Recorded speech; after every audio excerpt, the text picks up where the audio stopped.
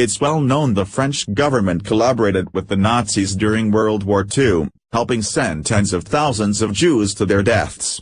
What is less well known are the heroic efforts by members of underground resistance groups to save Jews in France. Many of those who risked their lives are now gone or have been reluctant to share their stories. 92-year-old Adolfo Kaminsky was a Jewish teenager when he joined the French resistance. He had a unique talent he had picked up while working at a dry cleaners, an expertise that helped him become one of the greatest forgers in France during the war. Incredibly, he and the resistance networks he worked with created fake identity documents that helped save the lives of as many as 14,000 Jewish men, women, and children. Adolfo Kaminsky shows 60 Minutes contributor Anderson Cooper some of his forged documents. CBS News. Hitler's army entered Paris with a massive show of force. German troops marched past the Arc de Triomphe and raised the Nazi war flag over a stunned city. Hitler personally attended the surrender ceremony. The Nazis took control of Paris, but relied on French authorities and police to begin to identify Jews and round them up. As part of Hitler's final solution, tens of thousands of Jews, and others targeted by the Nazis in France were arrested and loaded onto trains bound for Auschwitz and other concentration camps. French resistance networks tried to save as many Jews as possible, especially children, giving them fake identity papers and smuggling them across the border, or hiding them in farms, schools and convents in France. Adolfo Kaminsky was just 18 when he began to work as a forger for the resistance. Adolfo Kaminsky, we had to move very quickly and help these people disappear before they were arrested. So it was just racing against the clock, and actually, I called it racing against death. Anderson Cooper, that's what you were doing? Adolfo Kaminsky, yes, day and night. Kaminsky still has some of the fake documents he made, identity cards, passports, food ration cards, and birth and marriage certificates. Adolfo Kaminsky, this is one that was fabricated. This is one that was made for this person. Anderson Cooper, so this is your work? This is fake? Adolfo Kaminsky, that's all my work. It's all false. Anderson Cooper, it's incredible. Adolfo Kaminsky, oh yes, that's my writing. Everything. Jewish-sounding names had to be replaced with more French-sounding ones, and the word Jew had to be somehow erased. Anderson Cooper, wow, look at that, that's incredible. What is that? Adolfo Kaminsky, that is a real one. That is a model we would use. Anderson Cooper, so this stamp, this word, Jewif, was the difference between life and death. Adolfo Kaminsky, yes. Having Jew stamped on anything meant you were in danger. Adolfo Kaminsky saved lives with his forgery skills during CBS News. Two of the Jewish children who were saved by the resistance network Kaminsky worked for are Edith Meyer and Sarah Miller. Edith was 15 when she was forced into hiding, after her father and brother were sent to Auschwitz. Anderson Cooper, what sort of documents did you need in order to be able to live? Edith Meyer, well, in France at the time, you were nothing if you didn't have ID. So I had to have a birth certificate and I had to have a card identified. I guess, you know, an identity card. She showed us a copy of the fake birth certificate that saved her life. Anderson Cooper, they gave you a new name. Edith Meyer, they gave me a new game, so instead of Edith Meyer, I became Elise Millet, which sounds more French. And my fake father was Jules Milletter and my fake mother was Eliane Marie Chauvin. Anderson Cooper, it was critical that the papers be absolutely correct. Edith Meyer, absolutely. Anderson Cooper, if the forger made a mistake. Edith Meyer, yeah, you were done for. Sarah Miller used her fake papers to get a job when she was 16, hiding in plain sight working as a salesgirl in a store frequented by Nazi troops. Anderson Cooper, you were interacting with German soldiers all the time at work. Sarah Miller, I tried my best to speak as little as possible. Anderson Cooper, obviously if they had known you were Jewish. Sarah Miller, believe me, they would have come and picked me up and sent me to the camp, that's for sure. But they didn't know. Edith Meyer and Sarah Miller, who both survived World War II thanks to forged documents like the ones Kaminsky made. CBS Good News. Adolfo Kaminsky took us to the street where he ran his secret lab, right under the nose of the Nazis. It was located in a narrow attic room in the center of Paris, just blocks from the Cathedral of Notre Dame. There, Kaminsky and 3 others used chemicals and other tools of the forging trade to create and alter documents, all the while avoiding detection by pretending they were artists. Adolfo Kaminsky: the neighbors thought we were painters. We had paintings on the walls and paintbrushes in all kinds of colors. Using everyday items, like this sewing machine he still has, he created perforations in stamps.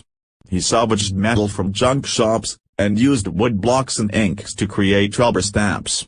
He also manufactured paper and reproduced watermarks, letterheads and official signatures. Anderson Cooper: you could make the document and the signature, but also the stamp and even the raised watermark? Adolfo Kaminsky: oh yes, of course. Anderson Cooper: and the pipe? Adolfo Kaminsky: the pipe was to print with this. So you would apply the ink and you would put a piece of paper there and Anderson Cooper: and you rub it? Adolfo Kaminsky: and then there you go and just do this. And it was perfect. His secret lab would become one of the biggest suppliers of forged documents for Jews in France, producing, he says, as many as 500 a week. One of the people who worked with him is 93-year-old Susie Sidloff. We met her in a small town near Bordeaux where she has an art studio. Anderson Cooper: was he a great forger? Susie Sidloff: he did incredible things. He had a sort of genius, first to find very simple answers to problems and also to learn things that other people learned years, to learn it in a few days. Sidloff was 19 years old and a fine arts student when she joined the resistance with her sister Herta. She says they spent such long hours in the clandestine lab with Kaminsky that she often fell asleep at her workstation. Anderson Cooper: in the lab, what was your job? Susie Sidloff: everything which has to do with drawing, with imitating handwriting. She also drew stamps, or in many cases, partial stamps, because they looked more realistic. Anderson Cooper: like somebody had just stamped quickly? Susie Sidloff: yeah. Anderson Cooper: that sounds difficult. Susie Sidloff: no, it's art. Anderson Cooper: it's amazing when you think back to how young you all were and how brave. Susie Sidloff: I think it's much easier not to be afraid when you are very young. They all knew the risks, but Sidloff says Kaminsky in particular was determined to take them. Susie Sidloff: it so fits with his character. He could not stand people being oppressed and not being free, and false papers give you the freedom. Susie Sidloff, who worked with Adolfo Kaminsky forging documents. CBS Good News: nobody knew that better than Adolfo Kaminsky.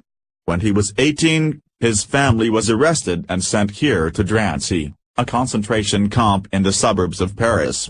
Miraculously, after 3 months, they were released.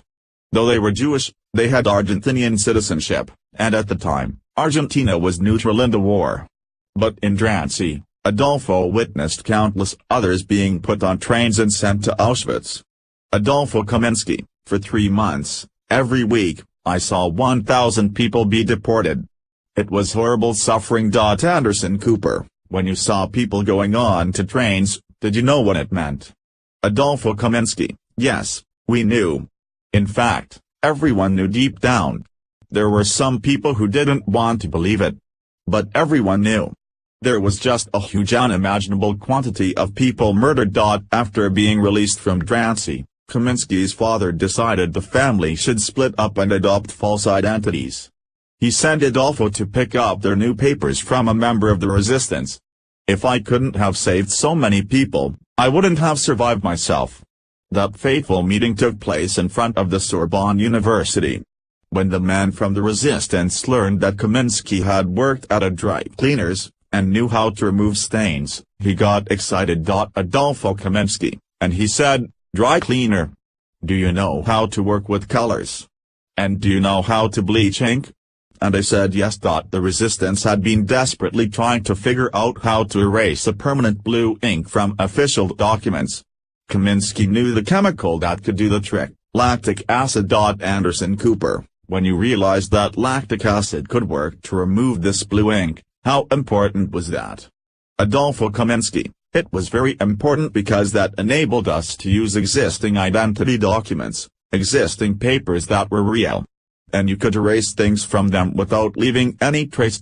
It was at that meeting that Adolfo Kaminsky decided to join the resistance. Anderson Cooper, when he asked you to join, you weren't frightened.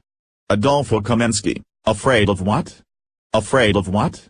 The risk was the same if you did nothing. So at least working in the resistance, I could fight. I was fighting for humanity. Anderson Cooper, when you realized what he had done during World War II, what did you think? Sarah Kaminsky, I was amazed. I was amazed. I didn't understand why he didn't want to talk about it. Adolfo Kaminsky's daughter Sarah says she first heard about her father's heroic work when she was in high school. But it took years before he could talk with her about the horrors of the occupation and the memories of trying to save people from being deported to concentration camps. Sarah Kaminsky, he still feels guilty. Anderson Cooper, that he survived and the others didn't. Sarah Kaminsky, yes. Adolfo Kaminsky, if I couldn't have saved so many people, I wouldn't have survived myself. Most of my friends who were survivors ended up committing suicide. It's just really tough. So many people were treated like animals with no respect. It's just really hard to bear. Anderson Cooper, by saving others, you saved yourself? Adolfo Kaminsky, absolutely. Sarah Kaminsky wrote a book about her father and they share his story with high school students throughout France. Adolfo Kaminsky, who saved lives with his forgery skills during WEI, and his daughter Sarah. Anderson Cooper, do you feel like you know your father now? Sarah Kaminsky, I do now. Yes, I do. Anderson Cooper, and you're proud of him? Sarah Kaminsky, I'm very proud of him. Very. I'm always asking myself what would be I have done. Anderson Cooper, if you were in his shoes. Sarah Kaminsky, yes, I'm sure that I would not have had his courage. Anderson Cooper, there's not many people who would have. Without papers, you were as good as dead. Sarah Kaminsky, no, I'm sure of that. What I like in a story is that, a few people can make a difference in front of big armies. So it gives a lot of hope. I think. In all, 76,000 Jews in France were sent to death camps during the war. Only about 2,500 of them survived. Edith Meyer and Sarah Miller, who went into hiding, eventually were smuggled into Switzerland. To this day, they don't know if it was Adolfo Kaminsky or one of his colleagues who made their false papers. Anderson Cooper, what would you say to Adolfo Kaminsky or to the other forgers? Edith Meyer, they have my eternal gratitude. Anderson Cooper, they saved your life. Edith Meyer, absolutely. Absolutely.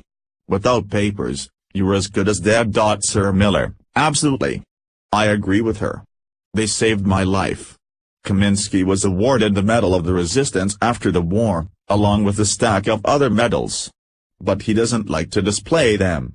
He keeps them in a suitcase under his bed. One of Adolfo Kaminsky's medals. CBS News. Anderson Cooper, wow, that's a big one. Adolfo Kaminsky, yes, Grenoble. They say I saved, how many people was it? 1,503,000 Jewish children. Anderson Cooper, you never take them out even to look at them? Adolfo Kaminsky, no, I've seen them.